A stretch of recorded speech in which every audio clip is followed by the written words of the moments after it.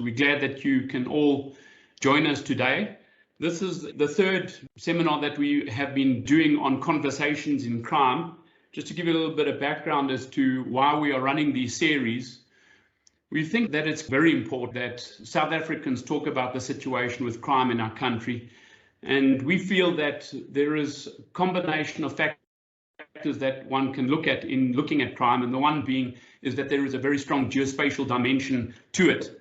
The other one being is that by bringing in specialists in their fields that have done years of research on crime, we can start to identify not only the situations, but the critical solutions that we need in South Africa. What we tend to find in the country is that when the crime statistics are released now on a quarterly basis and before on an annual basis, there was conversations about the crime situation for a period of a couple of days, and then it just disappears. And crime remains probably the number one or the number two issue that South Africans, through research, have identified as a critical factor impacting on their lives. So that's why we run these series called Conversations on Crime. And today we have the pleasure of having Greg Brieske from the University of Pretoria with us.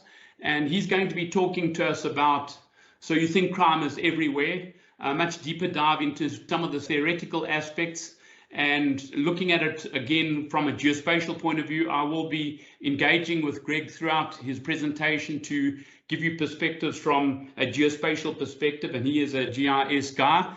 But I'm going to stop there and just say, Greg, thanks for being willing to participate and to give us this seminar, and I'm going to hand over to you. Thanks, Greg. Thanks for the opportunity. Yeah, so I've been doing this since the start of my PhD about 15 years ago. Oftentimes felt a little bit like a lone ranger doing spatial crime research in South Africa. This is largely due to the difficulty with getting data. So I don't need to tell many of you that we live in a very high crime society. If you've done any traveling and met people abroad, one of the first things they'll say if you come from South Africa is mention crime. We have a crime problem, which we acknowledge. This is a simple slide from the ISS, just indicating that almost 2 million crimes were recorded in the last reporting year. A thought came to my mind when Craig gave the brief introduction earlier, is how the media have given blanket coverage to coronavirus in the last 20 months. And even if we take excess deaths into account, we're probably looking at approximately 180,000 deaths over a 20-month period.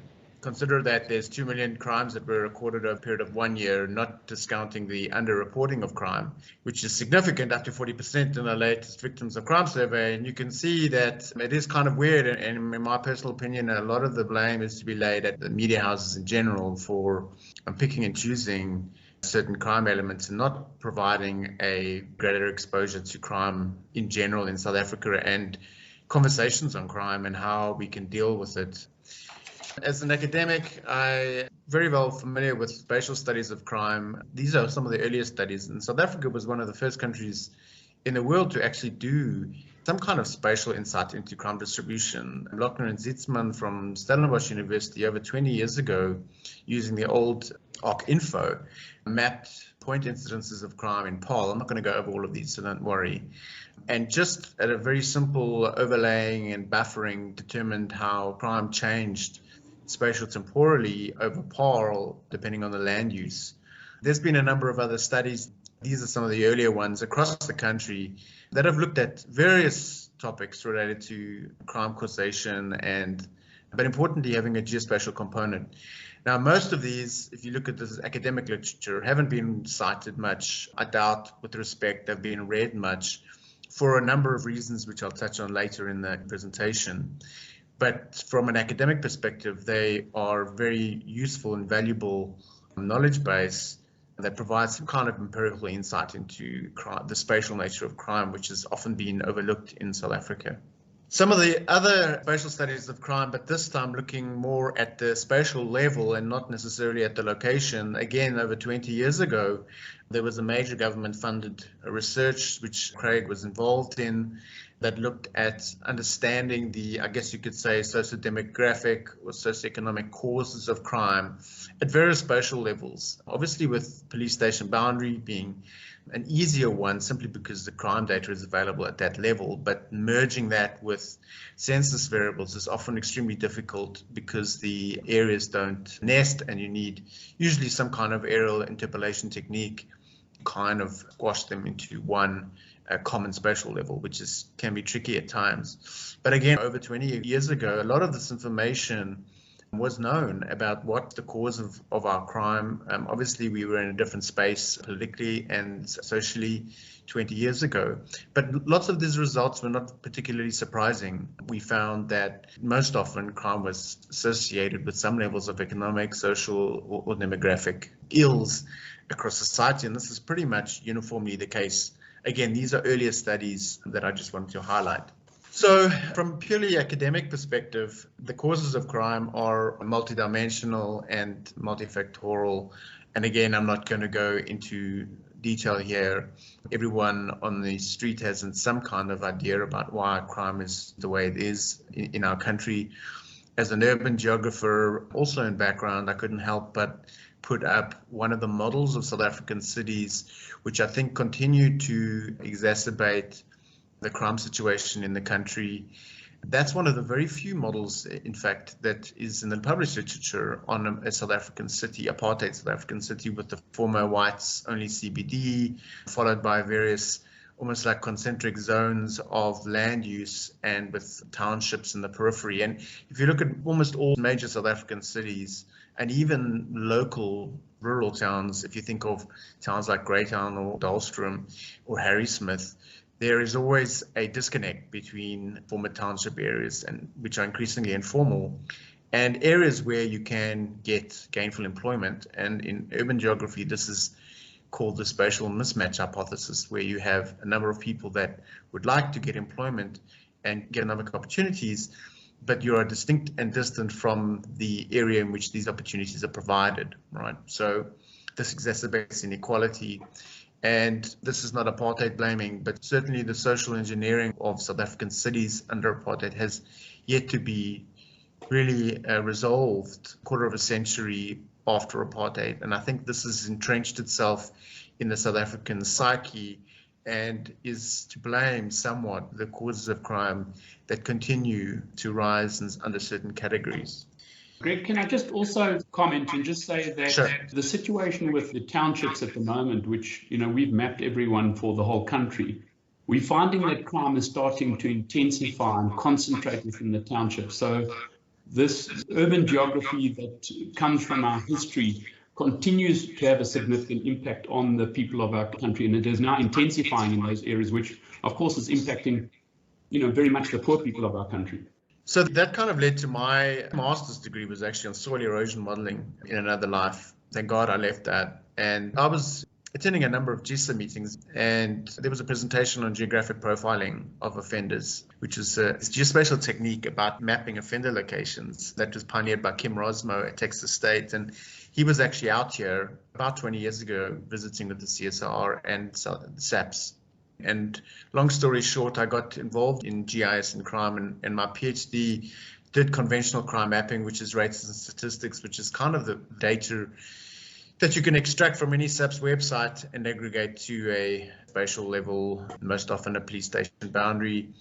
There's spatial analysis, and again, there's a range of techniques, and those of you that be familiar with spatial analysis of crime will know a lot of these techniques and what they're about. I've mentioned geographic profiling, but repeat victimization analysis is also increasingly popular, especially if you've got access to very granular data on crime, which I'll talk to you a bit more in detail later. And then, of course, you get more advanced ecological analysis, and this is looking at the relationship between crime and various variables, most often using some kind of regression technique. And whilst regression is a hard and fast statistical technique, there are ways in which space and geography can be taken into account into regression analysis, most often now in terms of geographically weighted regression and other various types. So my work of the last 15, 20 years or so has dovetailed between South Africa and New Zealand, where I lived for a number of years, and colleagues in the United States.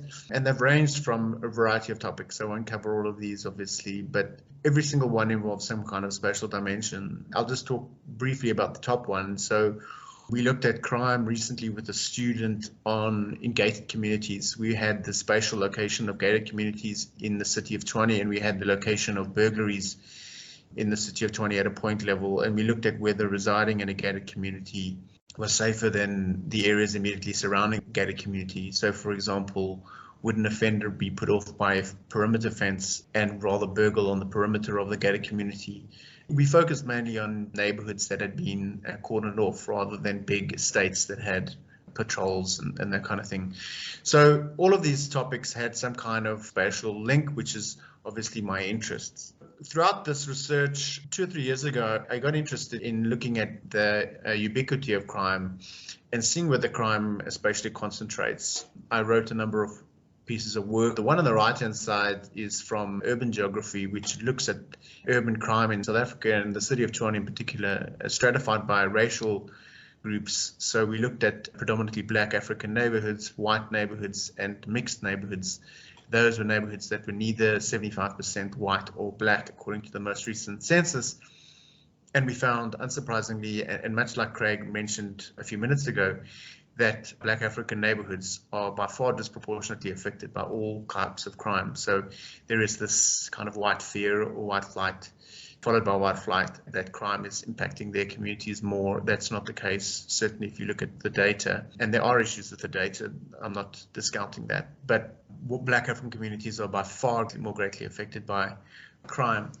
So this led to an idea for a project about 1.5 years ago from a colleague of mine on looking at whether there is a similar spatial distribution of crime in South Africa. This is based on the well-known Pareto principle, or otherwise colloquially known as the 80-20 rule. This is born out of an Italian economist who noted in about the 1890s how 80% of the land in Italy was owned by 20% of the people. That sounds familiar, certainly in South Africa. And he applied this kind of 80-20 rule, has been applied across multiple disciplines, from retail to business and healthcare. I'm sure Discovery CEO or BestMed CEO would tell you that 80% of their healthcare resources, or probably 90% of their healthcare resources, are consumed by 10% of their patients, right? So there's been a large push in the last, I would say, 5 to 10 years to see whether this principle applies in terms of crime distribution. So this term of law of crime concentration was coined by David Weisberg from George Mason University. He's one of the pioneers in this area. And he defined it as essentially where you have a disproportionate concentration of crime that falls within a very narrow percentage of areas where crime could occur. And this idea of concentration of crime has been applied in a number of countries across the world. And you'll see most of these references are about 10 years old. But the more recent references are in contexts outside the United States, where it's been tested in the Netherlands, Israel, Brazil, and Canada, and in other contexts. I'll just show you the results of 2 of these studies, which I found particularly interesting. On the left-hand side, you have the results of a table in which this analysis was done in Campinas. De Mello and Anderson, who I know very well, and they looked at the middle column on census tracts, which would be akin to our small area layers or neighborhood. If you look at the top one, rape, 5% of neighborhoods accounted for 50% of rape occurring. The most diffuse is a residential theft at 12%, but still 12% of neighborhoods constituting 50% of crime is extremely clustered. And the most clustered is robbery and theft on public transport, in which 1 to 2% of census tracts and neighborhoods constitute 50% of that type of crime. That's understandable because there aren't public transport hubs at every single neighborhood. The map on the right-hand side is a separate study done by Weisberg and a colleague in Tel Aviv. And they took this idea a step further and looked at street segments to see whether 20% of street segments across Tel Aviv had 80% of crime occurring in Tel Aviv, and they found roughly the same. So that map is a simple color-coded map indicating a simple count. I have a student at the moment that's doing this analysis at a street segment level in Khayelitsha, and we're not doing a count, we're using a location quotient to see if the same kind of concentration occurs down to the street segment level.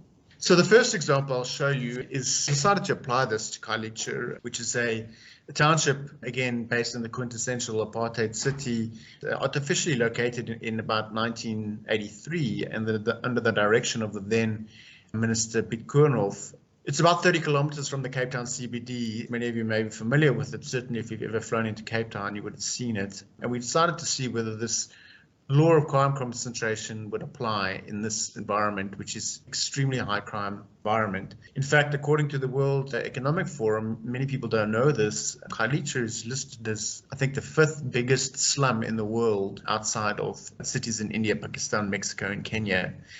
Population is nominally 400,000, but studies done recently that showed up to 1.2 million people reside in the township. And there's a Google map snapshot. It's a very interesting setting from a geography perspective because it's extremely homogeneous, which is very rare. I think the first shopping center opened in 2005, so that's a shopping center catering for almost 1 million people, and there's only the first shopping center opened 15 years ago. It's extremely Black African, extremely high unemployment, 75% living below the upper poverty line, and still a lack of basic resources and access to services. So the data we were able to get from a crime perspective was data on 3 police stations that police the Greater Khayelitsha Policing Precinct, which is Khayelitsha, Linguletu West, and Harare. And it was at this point that we wanted to see whether that distribution of crime adhered to the law of crime concentration over a period of time. This is just a kind of a zoom in to what the data looks like. The yellow points you see there are the data obtained from the Western Cape SAPS. The red dots you see though are actually the location of schools. And I wrote a paper a year or two ago looking at the spatial clustering of sexual crime around schools in the township. So we looked at a period of 8 years across roughly 250 small area layers, which are on the right-hand side. These contain roughly 500 to 600,000 people. It does exclude an informal area, which is largely unmapped, and it's very difficult to obtain data on those areas. I'll show you why in the next slide. And we extracted data on a rape, assault, and robbery across these 3 policing precincts over that time period. So what you don't see with the data are the mushrooming informal areas of Khayelitsha. So you can see on the kind of top right-hand side of that graph, the more formalized structure of Khayelitsha with roads and some form of cadastral data. But on the larger portion of that map, you can see how difficult it is to police this area and to capture any kind of geospatial data on this location. In fact, with discussions with policing units in this area, many of the police who are largely on horseback, if they are going into these communities, are unwilling to go in, especially in the evenings, for fear of being ambushed or trapped. And this is exacerbated, especially now in winter when there's a lot of rainfall. It gets very muddy and difficult to traverse. And if you don't know the area itself, you can easily be lost. So this makes, of course, geospatial analysis of crime in South Africa in poor neighborhoods extremely difficult. It's easy to aggregate up, but of course, from a geospatial perspective, points are preferred. But just to highlight the difficulties that police have, there are police that do use handheld GPS devices to capture crime incidences, but these are not always used. And oftentimes the data will be snapped to the nearest street intersection, as you'll see. A perspective of the crime situation. We have put together a map viewer of crime statistics for South Africa at a police station level. And the primary objective of making this information available is to put it into a geospatial format that allows people to get a very good understanding of the distribution of different types of crimes in South Africa. But I think very importantly is that South Africans, we believe, have a right to have access to information in order for them to engage with their community police forums and other structures in terms of safety and security in South Africa to bring about changes in terms of the levels of crime in our country. So Greg really is going to be talking about 3 critical crimes in South Africa, and I'm just going to very quickly give you a perspective of those crimes before I move on to looking at the 3 police stations that he's been talking about in the Cape Peninsula area. So very interestingly, this is a map showing the numbers of crimes in the year 2019. I can then just change it from 2019 to 2020 and apply the statistics for that particular. So that's just purely 2019-20 crime statistics at a police station level. And if one looks at the rape situation, is that there are distinctive concentrations it's quite interestingly the spread between the urban sort of centres of Durban and Gauteng, and then the distribution of high numbers of rape. And this is the numbers of rape happening at a police station level, with a very distinctive concentration in the former Transkei area of the Eastern Cape. And of course, one can see that there are the reddish areas within the Cape Peninsula and the other major metropolitan areas. If one then starts to look at common assault, one can see that the pattern changes quite dramatically. It becomes far more urbanized into the Gauteng areas and the major metropolitan areas. Quite a distinct level of common assault within the Western Cape areas, if one compares it from a province to a province situation. And then if one goes from common assault through to common robbery, the pattern changes again. You can see that there is a much stronger emphasis towards the northern parts of the country. Now, the advantage that we do have with the technology is that we can very quickly look at the crime statistics for any particular province. So that's just a focus on the Western Cape. And that's in relation to common robbery that we are seeing there. And what I can then just do is select the different police stations that I'm interested in. We're going to have a look at Harare. We're going to look at Khayelitsha. And we're going to then also look at Linguletu West.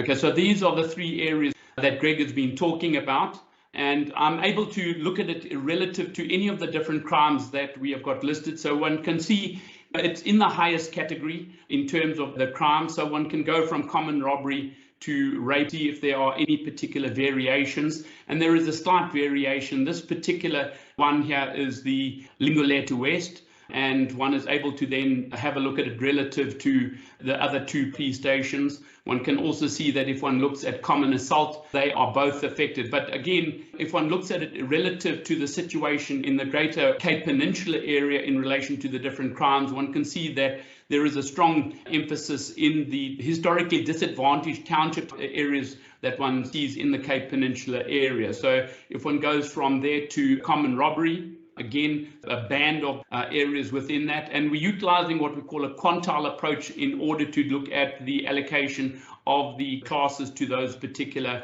areas. One can also then just have a quick look at the rape situation. So the areas that Greg are talking about are areas that are impacted by a significant number of different crimes. And one can look at any of the 24 major crimes that are reported by the South African police on a quarterly and an annual basis. So what we did find over the 8 years that we looked at was crime remaining relatively stable, with the exception of robbery. Just as a side note, in 2012, the Khayelitsha Commission of Inquiry was instigated, and basically due to the complete breakdown in relations between Khayelitsha and the police. Amongst a number of the recommendations made in the Pekoli report was another police station to be built in Khayelitsha. And due to, I would imagine, politics, none of the recommendations made in the Khayelitsha Commission report were, to my knowledge, were instigated.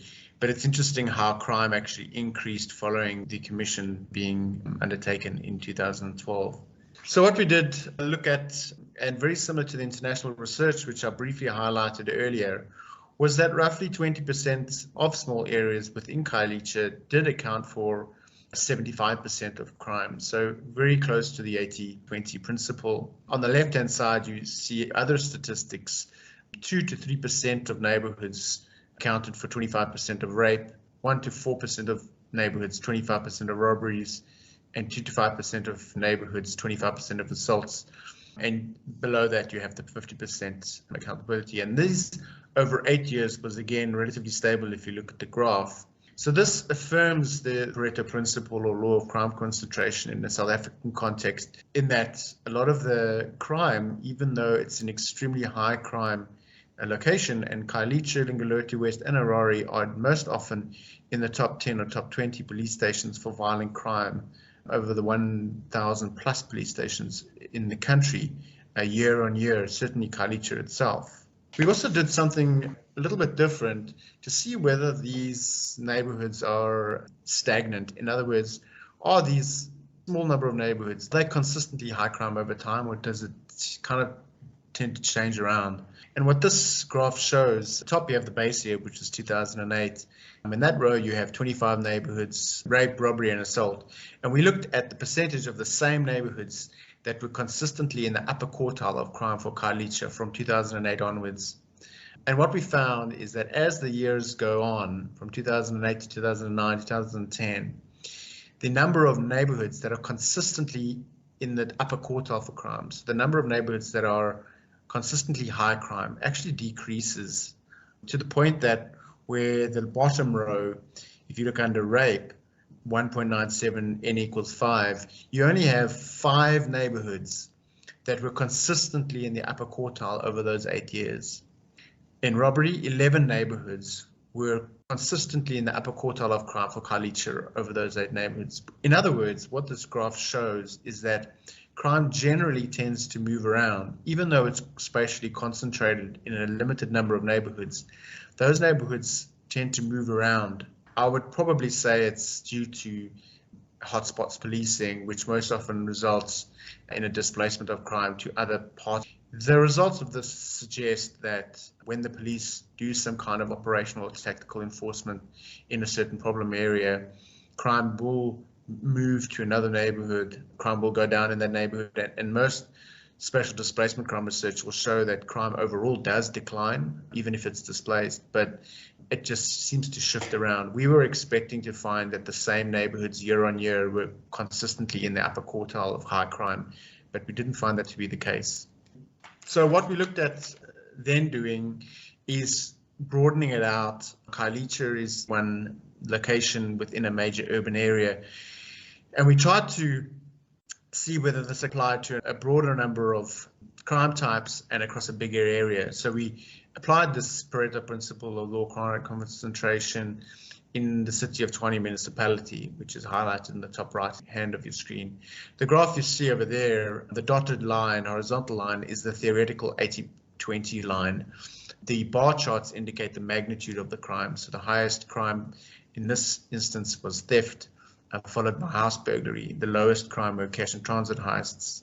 And the dotted line indicates the general trend of crimes in which, for example, shoplifting, 80% of shoplifting occurs in 10% of neighborhoods. 80% of cash and transit heists occur in 12% of neighborhoods. 80% of robberies occur in 25% of neighborhoods. So we saw very similar over a bigger area, so not limited to a township. We saw over a much bigger area, over a whole municipality, across a different range of crime types. These are only the property crime. We looked over violent crime as well as sexual crime. On the below right-hand side, we find something which I found very illuminating, and that was the top 5 neighborhoods in the city of Tshwane. And we're talking here of about 400 neighborhoods. The top 5 had 20% of violent crime, 22% of property crime, and 17% of sexual crime, which indicates that it's extreme spatial concentration of crime. So there's this idea born out of ignorance or the media or just anecdotal evidence that crime is insidious and everywhere in South Africa. Whereas if you look at the actual data from a very high crime localized environment like Khayelitsha or to a much broader urban sprawl setting such as the municipality, crime is still extremely heavily concentrated in a limited number of areas. And this is good. And the reasons for why I think it is good, I'll get to a little bit later. So just to focus again on the web mapping, going quickly have a look at the situation in Tshwane. So those are the police stations making up the Tshwane area. So again, we can have a look at it in relation to the 3 crimes. The first one would be the rape situation. So what one can see is the dark red areas that you're seeing up here are the areas where you've got the highest concentration of rape. So again, this is the Attridgeville area going up into the northern parts, and then you've got areas like Mamelodi. This is the continuation in terms of the different colors. The reddish areas or the highest number of police stations, and then the secondary areas would be those particular areas, followed by those areas there in terms of the high levels of rape in the city of Tshwane.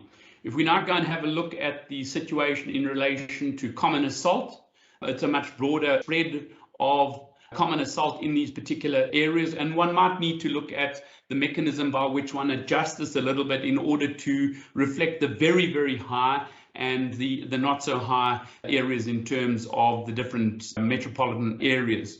And then I think similarly you'll find that the common robbery remains quite consistent, very distinctive patterns in relation to these areas of the city of Tshwane. So all of that sort of information is available, but one can also go even further because we are only looking at the numbers of crimes, but we also have indicators on the ratio of crime per 100,000 population, the short-term trends looking at acute and chronic levels of crime over a 10-year period, and also the utilization of the location quotient, which gives you some indication as to whether a particular crime in a police station is above or below the national average in terms of crimes happening in those particular areas. Of course, one can change from one year to another to look at how things are changing. One thing that we haven't really investigated up until now, and I have a PhD student that's looking at this in more detail, is adding a temporal component, because of course crime does not only vary by space but also by time, and these are two examples of how murder and robbery in the different temporal concentration varies, with robbery predominantly occurring during the day and less so in the evenings, and murders most often occurring over the weekends on the days, and in the late evenings, early mornings in terms of the hour of the day. The good news, I believe, is that the high crime context does spatially cluster. So this is a contribution to existing international research, which has looked at these most often in a developed context. So in a context such as Khayelitsha, which is uniformly poor, there are slightly better off areas in the township, but not dramatically so. Crime still does spatially cluster. The law of crime concentration is supported. There is something called the crime drop, which is a term coined by Graham Farrell and Kempis that indicates how crime has declined globally over the last 20 to 30 years, largely due to increase in situational crime prevention measures. We showed that at a very small scale to not necessarily be the case. So it seems that poverty and deprivation trump other aspects related to crime causation, which is common in Western spatial crime theories such as ethnic heterogeneity. And as I mentioned earlier, a street segment study is underway to see whether these 80-20 trends apply down to the street segment level in Khayelitsha. The limitations of the study, and I guess the bad, there's dramatic underreporting of crime in Khayelitsha. Up to 40% of respondents in the 2017 Victims of Crime survey had been a victim of crime, and only 40% reported crime to the police. A large number of residents are uninsured, so obviously if there is any kind of robbery and goods taken, and certainly the Khayelitsha Commission found the value in going to the police is not seen as essential. Capturing of crime data, I mentioned earlier, can also be problematic, especially in the more informal areas. You can see on the right-hand side a snapshot of some of the data that we had access to, which is major geocoding issues there, which just simply don't align with the underlying township. It's these kind of data editing and cleaning which takes up a considerable amount of time, and trying to validate the spatial data, which can be problematic. And in my experience, trying to emphasize the need to accurately capture crime data locations, which is often overseen by the police or not seen as being something that's very particularly important. As I mentioned, also about 50% of Khayelitsha is informal with no delineated street network, lots of footpaths and cycle paths, which makes capturing of data according to any kind of national address dictionary or cadastral land parcel extremely difficult. The ugly, and this is a slide that I actually put together before the unrest of last week, the UN states a number of indicators of stated risk of collapse and internal conflict. And if you go down the list of indicators there, Khayelitsha for certain and South Africa in generally tick most of the boxes of those indicators, certainly in terms of inequality, rapidly changing demographics, with extremely young population, deterioration in public services, and severe economic decline. And certainly the coronavirus pandemic has exacerbated a number of these conditions in South Africa. I don't think we're quite at the risk of collapse, but I certainly think the events of last week have perhaps put us closer to the precipice than we would want to be. If we look at the ugly in terms of practice and theory, in terms of practice, policing, certainly in Khayelitsha, is generally done by luck and chance, and the previous conversations on crime done by Dr. Krista Koch showed that, or mentioned that. A lot of the anecdotal and qualitative evidence gathered from the township indicates that police officers most often rely on intuition and past practice when on patrol, and the dangers are in informal areas. A study from a theoretical perspective published a few years ago was a systematic review of 44 studies that looked at crime concentration, and not one study came out of Africa, which shows the theoretical lag that we as a continent and South Africa as a country have from a theoretical perspective in terms of being even part of the conversation, the theoretical conversation internationally, which is extremely important for internationally. So I just want to highlight some of the challenges that myself as a spatial crime researcher has come across, and anyone here that's watching that has ever attempted to do geospatial analysis of crime would be familiar with.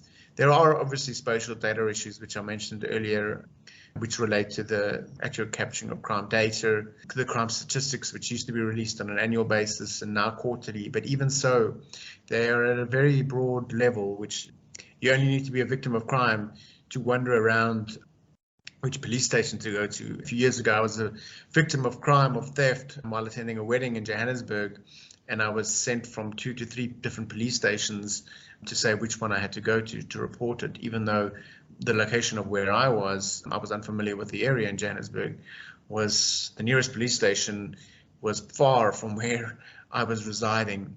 There's a general lack of skills and competencies in the police and support. There are good people there. I've met a number of them.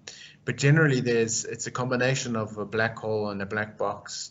Lots of emails and requests for information and data get sent in the black hole and never to be responded to.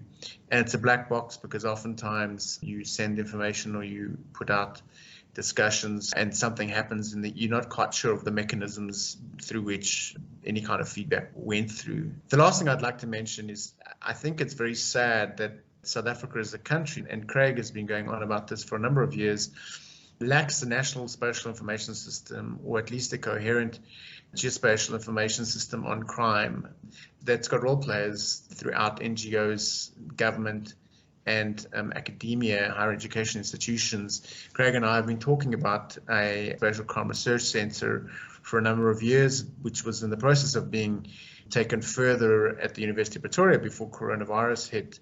And this is something that I think needs to be more in the conversation when we talk about awareness on crime and crime issues more broadly in the country, because we generally tend to be exposed to horrific incidences of farm attacks or a cash and transit heist, but the public is generally ignorant on the true magnitude and extent and spatial extent of crime. And I think this is a little bit of a step in the right direction in terms of generating public awareness of the importance of GIS and geography and crime. Because most of the time, and I tell this to my students, if someone tells you, if you get on your Instagram or your Facebook or Twitter or TikTok something about crime, the first thing you want to know is where. And that's a very powerful attribute to have, but there just needs to be, in my opinion, a bigger groundswell of support across the board for this. There are slow steps being taken in this regard, but it needs to happen at a greater pace, and it needs to get broader support and economic support in order for this to reach national and local traction. So that's what I'd like to end off on. Thanks, Greg.